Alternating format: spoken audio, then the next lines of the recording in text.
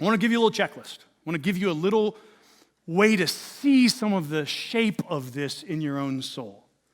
This is from the Gospel-Centered Life, which is a tool that we use frequently around here. It's a little sort of tool for spiritual formation. And in one of the exercises, we draw these little contrasts between what does it mean to live like an orphan? What does it mean to live like a son or daughter? So I've got 7 of these for you. Here's the first one. The orphan feels alone, lacks a vital daily intimacy with God. Can you relate to that? The son or daughter, by contrast, has a growing fellowship and communion with God. Second, the orphan has little faith, lots of fear and anxiety and worry. The son or daughter has a daily working trust in God's sovereign plan, meaning you don't just know about the sovereignty of God, it's actually beginning to take shape as you live each day. The orphan tends to be rebellious, resists authority, isn't easily teachable. The son or daughter has strength to be submissive, has a soft and teachable heart.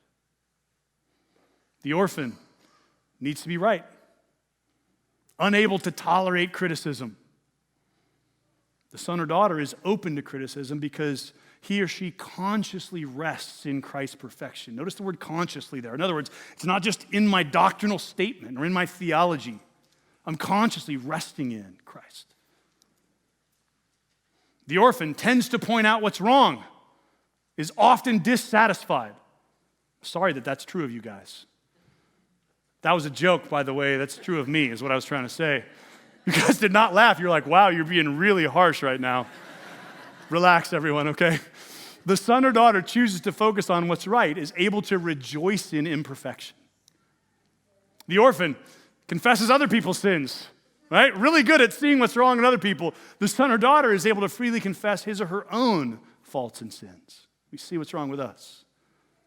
And finally, the orphan feels powerless, has no real victory over sin and selfishness, feels stuck. The son or daughter is seeing more and more victory over sin by the power of the Spirit. The point in these contrasts, by the way, is to show you the shape this takes in your soul. There is no one in this room who lives fully and consistently in the son or daughter category. This is not a binary choice. You're either this or that. What I'm showing to you is, though we have been welcomed into God's family by virtue of Christ, we, because of our own unbelief, have a tendency still to live as though that's not true, and this is the shape that takes. Here's what it looks like when we're not living in our adoption as God's sons and daughters.